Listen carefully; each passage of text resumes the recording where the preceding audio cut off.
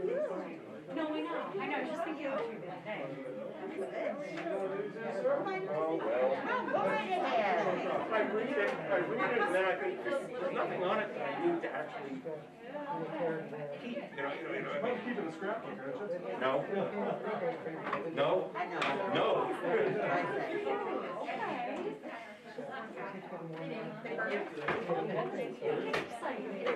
Okay, and everything went well, and yeah. Especially for the first time, it's nice to have it go smooth. That is whoa. Oh my gosh. I read that. I was actually. Yeah. Oh, that's so cool.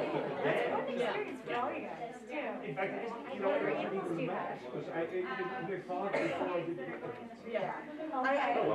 Yeah. Great. Okay. Momentary. There you go. Okay, that's cool. We'll take it. I know what it is, yeah, but I don't think we should, I don't think we should bank on it.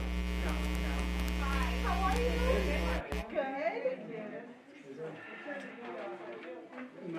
Boy, my wife. I like your hair. Thank you for signing my nomination papers. My wife, because she monitors what's Yes, going on in Sunday River. sure, yes, you're right. I just have to sign the little first. But then her middle name Depends, is you Miriam know, how after many my people after show my up. mom. It's great. Oh, boy. Oh, yeah. Oh, yeah. They have to count some of the runs. There were only a few people, and so you can also see, you know.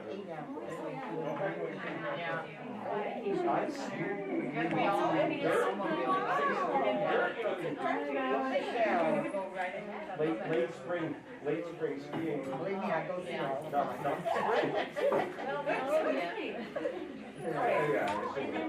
Oh, no, I'm not. Beginning of March. That's some winter.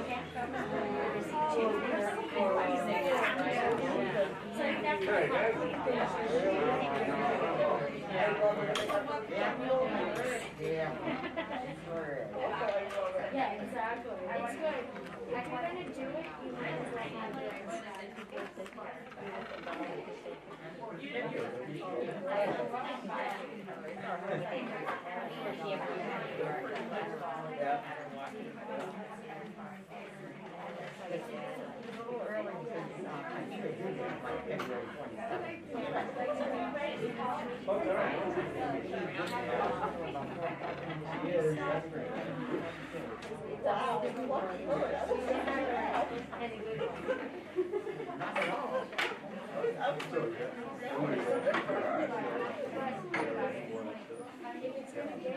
I know,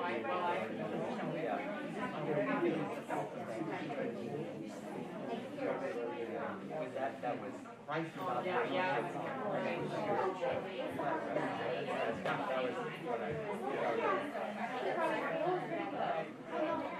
Well, I was just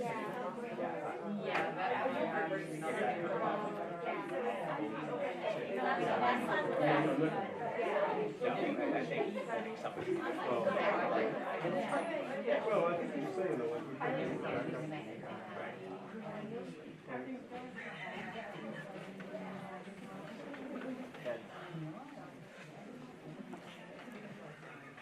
Senior want ads, you get any response?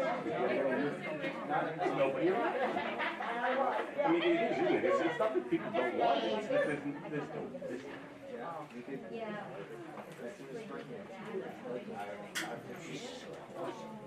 but even now, you want something, right? But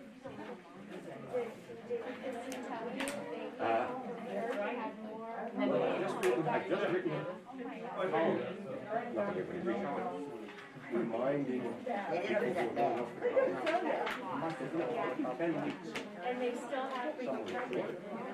Boy, that never fits in the budget.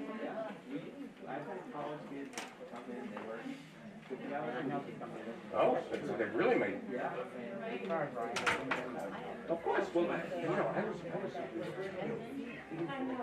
because I went up to Farmington, and very nice guy, and they're obviously going to be in the financial aid scenario. So I can write a column that says, hey, you know, here and how, whatever. And what I think is that somebody, Well, at first I was joking, I said, you won't even be he's able to. making his meeting just, not around. They should be able to stay on.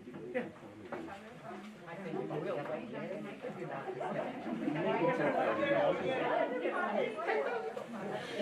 You buy a car, and you're more in debt than that. You know, I mean, that's and 3.5 years, so I mean, you know, the feds are actually good on that. Anyway, that's what I'm writing. They could come out with nothing. No, but I mean, you're saying that you could do it. Not enough to suit you, obviously. So we'll come and do it. And our schedule works perfectly. Yeah, because they're clear by the second week of June. They had, and that's when the shit hits your fan. More or less, I mean, if they're a week early, they're a week early, so what? So the grass gets more long, but yeah.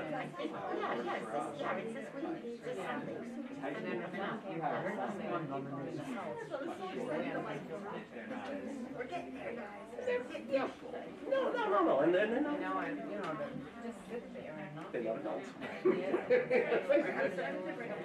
Some of them.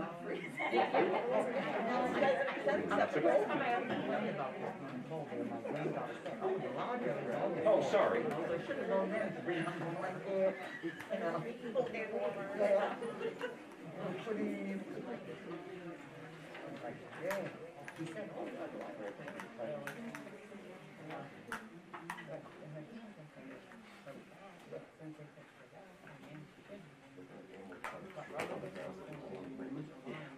Well, that's what you're hoping, right? Yes.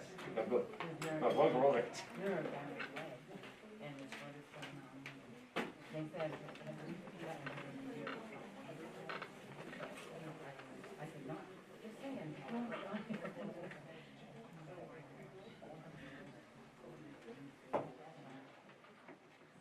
So how's Rolly going?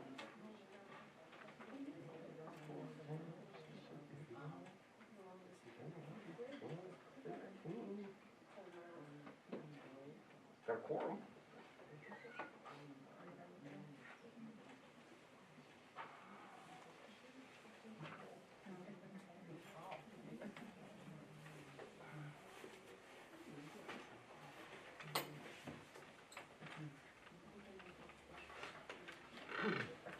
Well, thanks for coming, because otherwise we would have started the meeting at 6:20 and, you know. Great.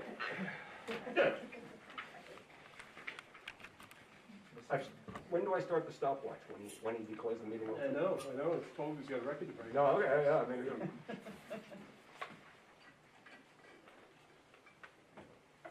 Analog or digital?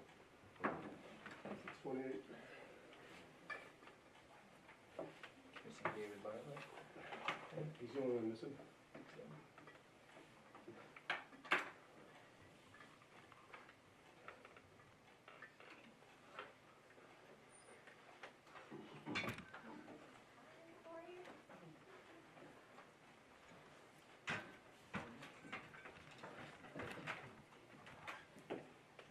You all set? Good. All right, good evening. Everyone can join us in the Pledge of Allegiance. I pledge allegiance to the flag of the United States of America, and to the republic for which it stands, one nation, under God, indivisible, with liberty and justice for all.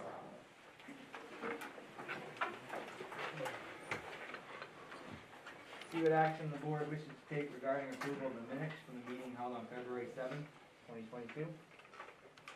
Make a motion. I'll make a motion to approve the minutes Thank from you. February 7th. Second. Cheryl. Any discussion on the minutes from February 7th? All right, all in favor?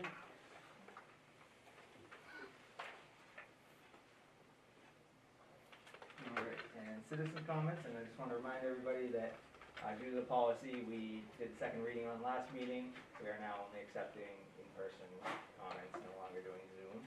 So if anybody is here and would like to speak, if you could please raise your hand.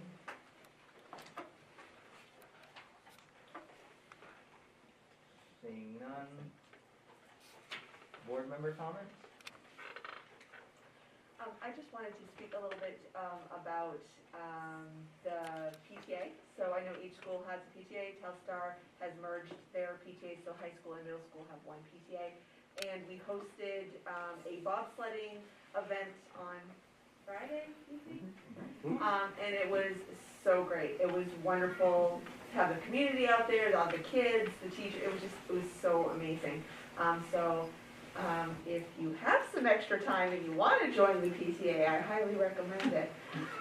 Lots of fun happening out there. So it was a great event. We had the best time. Awesome.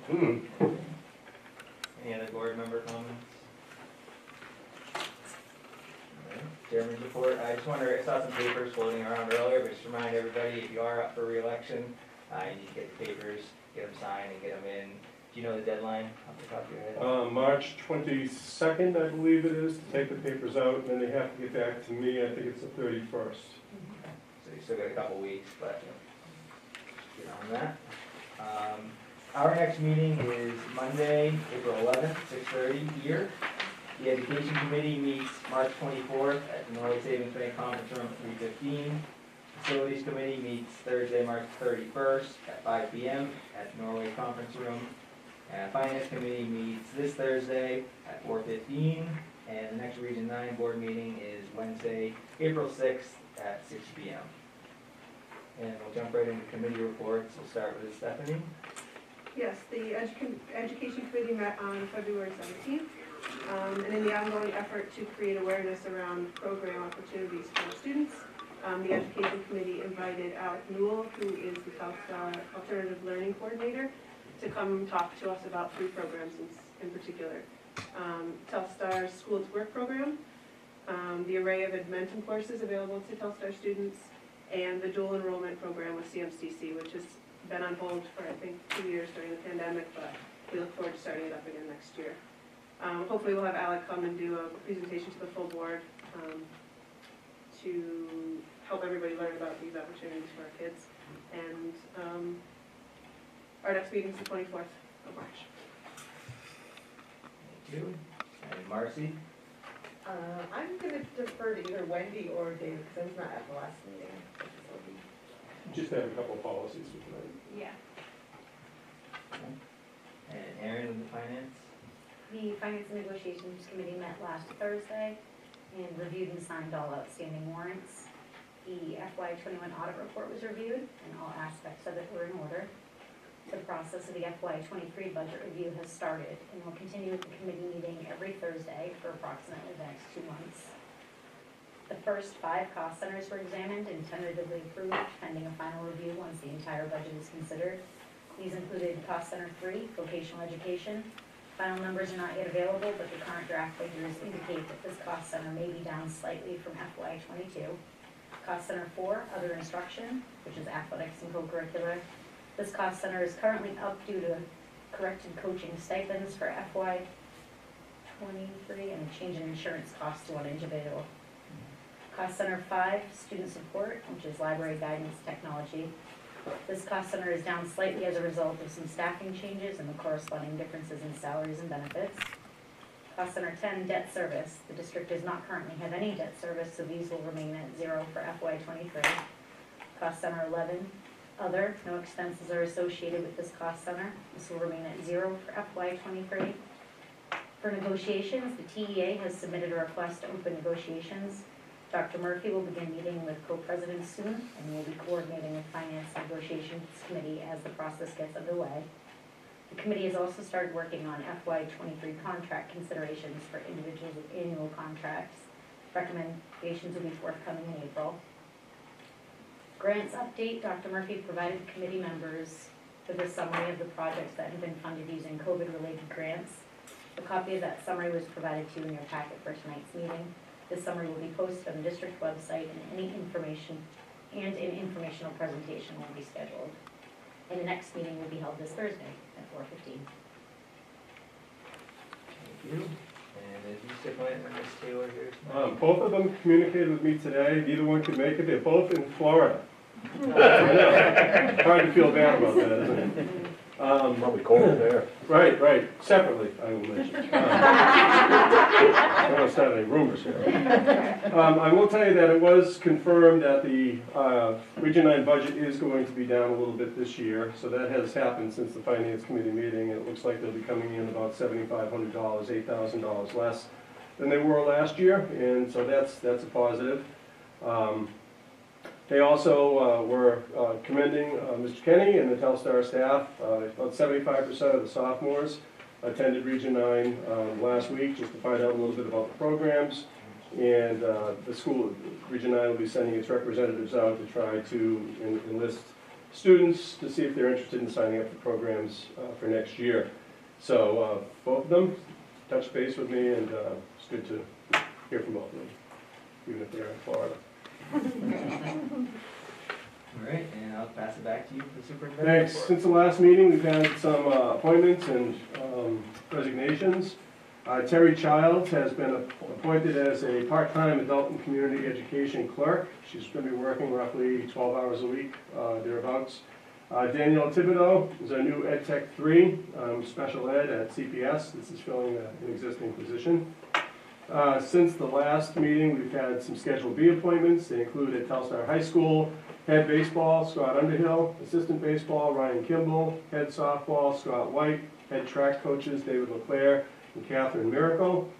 Telstar Middle School, head baseball, Timothy O'Connor, assistant baseball, Victor Nickerson, head softball, Natasha Howard, assistant softball, Tiffany Jordan, head track, Colleen Raymond, assistant track, Brittany Arrington. Also accepted the resignation of Ann Vachon, Telstar custodian, effective last Friday. And we have one agenda item tonight to appoint a curriculum leader for your consideration.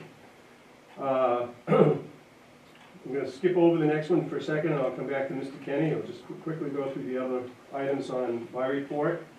In your packet, I did present you with a copy of how we've spent all of our COVID relief money. As you know, we've had several grants. Unfortunately, for us, they kind of pale in comparison to what our neighbors received in those funds, but they've helped us do quite a few great projects. We had the ionization filters all installed here in all of our buildings last year, using a very big chunk of that. We've also used it to purchase new technology, which assisted us the first year we were back after COVID, with those owls and so on. And we're looking at the possibility of another larger project. We're trying to do bigger projects rather than a lot of small projects, things that we probably never could be able to do without that. And the grants are all very specific in terms of how the money can be used, so it's not just like, here's some money, go do what you want to do with it. When we did the ionization, it had to be for something to do with air quality. And each batch of money that we've received has had different criteria that go with it. So we've had all of our grants posted on our website for months. I thought this might just be an easier way if somebody wanted to take a quick look at it and see how the money's actually been spent. It'll just be a bullet list like you saw in your packet, and that'll be up there. If it's not already, it'll be up there probably by the end of the day tomorrow. And just good information for people to be able to have so they can know that the money's been spent appropriately. Obviously, a lot of the money in the very beginning was spent on things like PPE, personal protective equipment, cleaning supplies, scrubbing machine for floors, extra help to help pay for our bus drivers to deliver meals during the summer, custodial kitchen workers to come in and help prepare those meals. So a lot of it was very specific to COVID-related issues at the very beginning. And then the last couple have given us a little bit more flexibility to be able to look at things like the ionization, some laptop purchases, some other kinds of ongoing. So we had to buy a couple of vans to help transport our kids and so on. And so all of it had to pass muster. All applications had to be presented to the state. The state had to review them and approve them. And then they'll be subject to a federal audit at some point down the road, but all of ours will be fine. So that'll be up there if anybody would like to take a look at it specifically and see how all the money was spent. It's all accounted for there. Also in your packet, I did present some information to you showing the trend in positive COVID cases since the beginning of the year. I want to thank Rosemary Weiser for putting that together. She's in that group up back there. Rosemary, raise your hand. Thank you. And so we have that compilation in there, and as you can see, it's like a bell curve. We hit the high point a month or two ago, and then we've been dropping off fairly quickly since then. Again, that's in line with everything we're seeing with what we'll be talking about shortly with the CDC changes in their regulations and expectations. So that's there, and good information. We will be having our budget workshop sessions as part of these meetings coming up in April as the Finance Committee continues to make their way through these cost centers. And typically we'll have 1, 2, or 3 of those meetings depending on what the Finance Committee feels is necessary. And so you'll see more of that information. And board members, if you have any interest at all, they're meeting every Thursday at 4:15 in the conference room, so feel free. And we'll continue to give you updates. That was a good update, Erin, thank you. And the other thing is we will have our school calendar for FY23 on the April, one of our April board meeting agendas. And we'll also be looking at having to make some adjustments to our board meeting schedule for the rest of the year in the spring. Because of the way that the election dates fall, we're going to have to revisit definitely our June date, maybe one of our May dates as well, just to kind of shift the dates of your meetings to line up better with what has to happen for that. So you have to meet in June to approve the vote. And right now your meeting in June is scheduled for the day prior to that vote, so it has to happen after that. Of course, we didn't have any of that until we got that information from our attorneys. So. We have completed a policy review for the Maine School Management Association. We try to do that every 3 years or so. And they've gone through our entire policy manual. Good news is our policies are in really good shape because we have been maintaining them. But every couple of years there's quite a few changes because of new legislation and things like that. So we will be going over those policies with the policy committee beginning at their next meeting. I also just want to echo what Marcy said about the bobsledding evening last Friday. It was well attended. And my understanding is Frankie Del Duca actually also came, and Frank, of course, is a Telstar grad and an Olympian, and so that was a big highlight. And Lindsay Lecce's kids are on the front page of the Sun Journal with their little we break for Frankie bobsled, so that was kind of neat. We could have been more about Frankie, but. Right. And we do plan on having Al Newell come and speak to you. We've been trying to follow the presentations that we have at the Education Committee with presentations for the full board. When we were scheduling this meeting, there's still a lot that was undecided or unknown about CDC and everything, so we'll be having him come in April sometime. And I also just want to give a shout out to Renee Charette. Renee was highlighted in a recent DOE summary of presentations. It was online in the DOE website last week as one of our National Board Certified Teachers. So congratulations to Renee on that. I think it was Love Teaching, or that was the name of the actual program. And if you go online to the main DOE website, you can see Renee's clip and a bunch of other clips from other National Board Certified Teachers throughout the state. And I think that does it for me. So Mr. Kenny, I'm going to turn it over to you, and with first of all, a big shout out and congratulations for the job that you and your team have done in achieving, I think, a pretty remarkable goal of getting $250,000 grant. That's,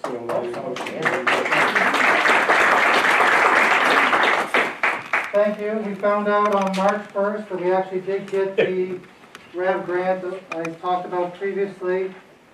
So the REV grant gives us $250,000 to work with rural and outdoor education ideas. And our goal here is multi-layered, starting with the high school, is that we're going to start with some new course pathways for kids to take that combine some science and social studies courses that they can work on, that come out of TFA, that work on experiential but also place-based and focus on our local area, using the local economy, local businesses, work with those courses here. The big expenditure in this grant is that we're going to build an outdoor pavilion classroom, which will actually be 2 classrooms outside. We're going to be able to build our sugar shack, which the ecology class last year did a makeshift version. And we're going to be able to expand the greenhouse and include some solar panels, do some solar power to go with all those features. It's going to outfit that outdoor classroom with all the furniture. and allow the technology, the weekends and outdoor technology, to stay there year-round and be weatherproof. That's the first year. We have until June of 2023 to spend all the money. So it's gonna be fast and furious. And then we have a 5-year plan for the curriculum to expand these curriculum pathways through the high school and down to the middle school as well, so that there'll be a feeder into the 9th grade program at TFA, and then classes that come out of it. Kids can choose to take the entire pathway, or pick and choose any classes that are of interest to them, that they seem to fit their schedules and go forward with.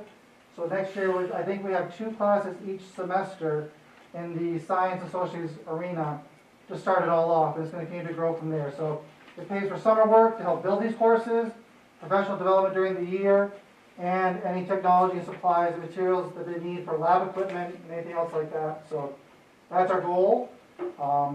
It's exciting, and now it's like, oh, it's real. And so we have a timeline, and so we're working to meet the timeline. So, and tomorrow, Wednesday, is the media release announcement at 2 o'clock. So we'll be a part of that. But yeah, it was not me. It was the entire team that I had. So very lucky that people are dedicated.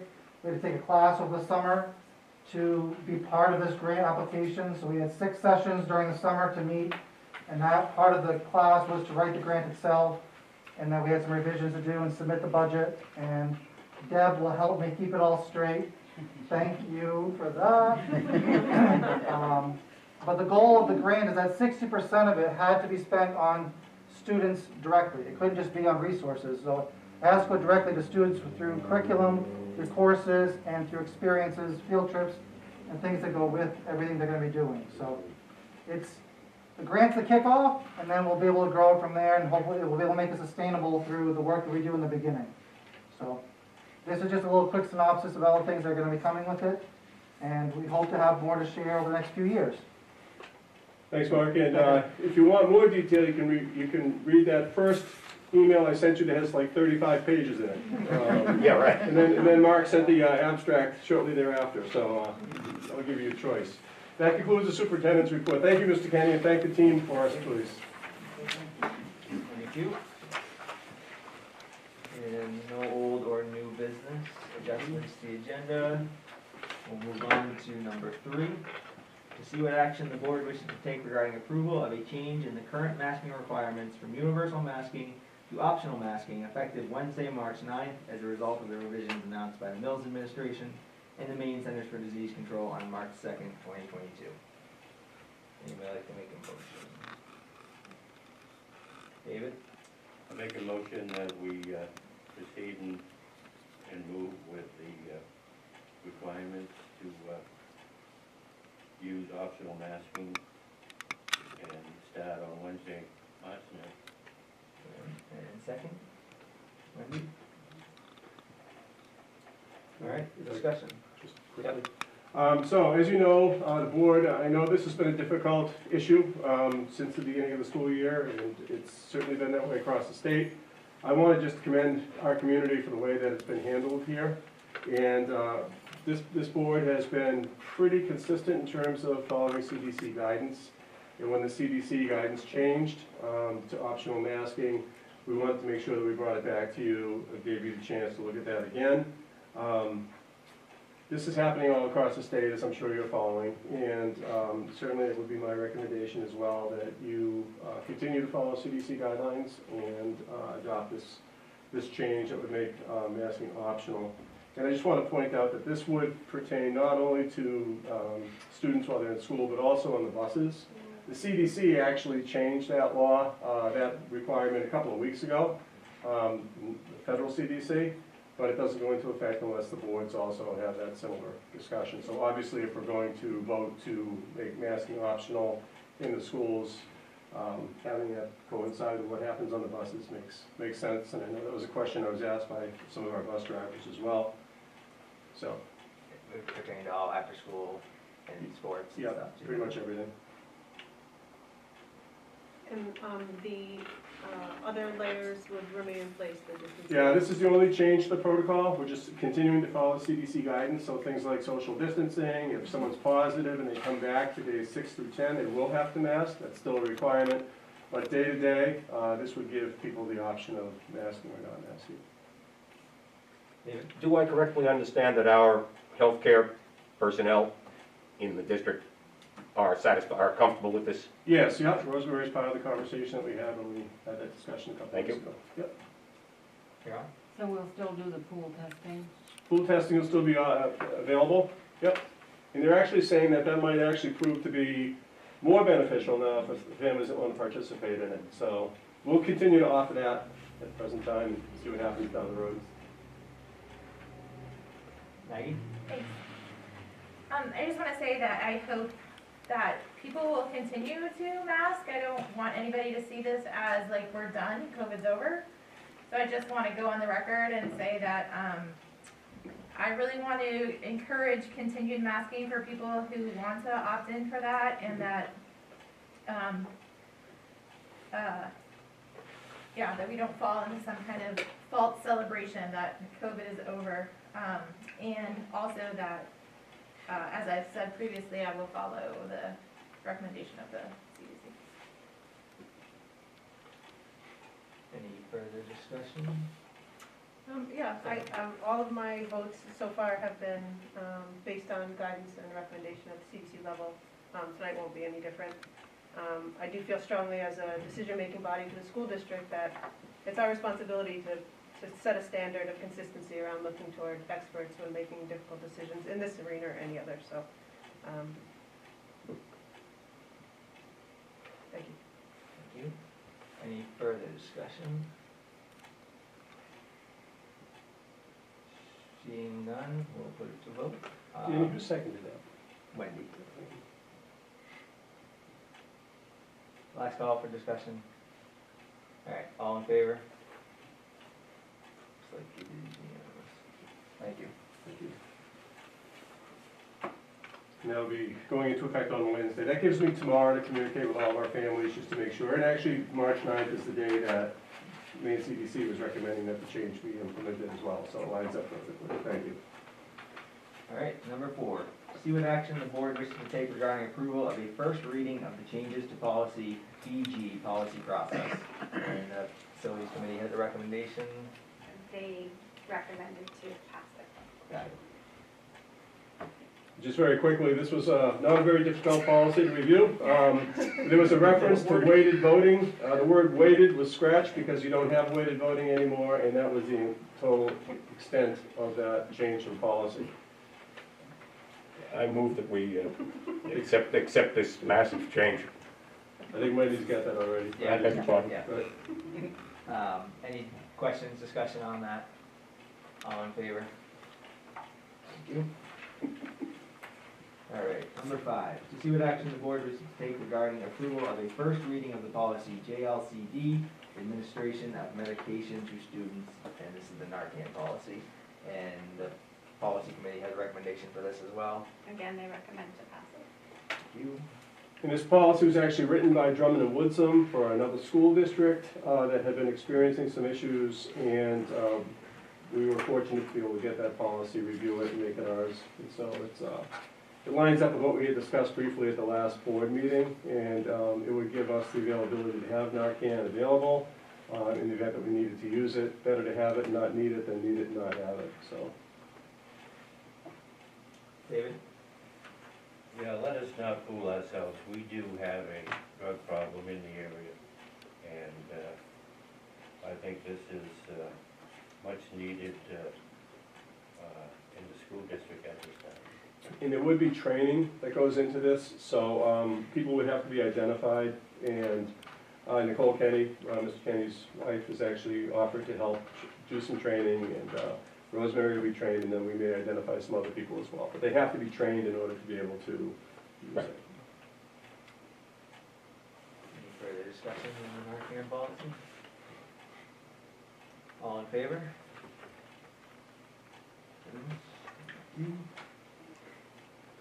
And number 6, to see what action the board wishes to take regarding approval of Michelle Danielson as K-5 English Language Arts curriculum leader.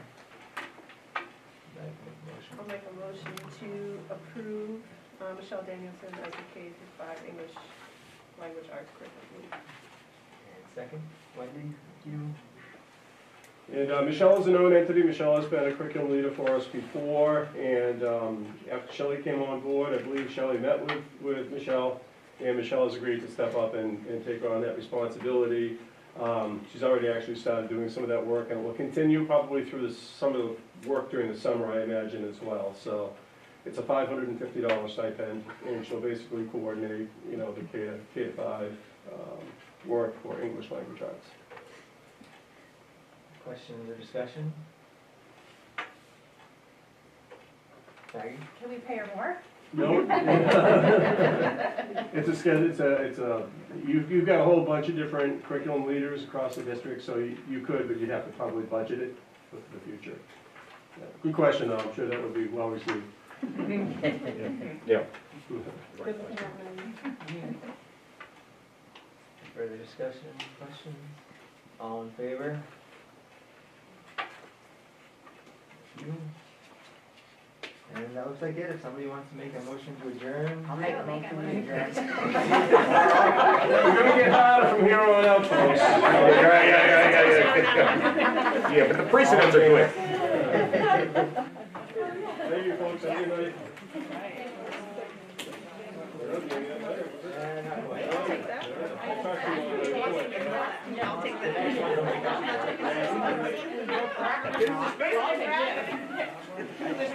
I don't think so. Oh, I thought we were after 7 last time. I probably will. I'm not gonna touch this thing.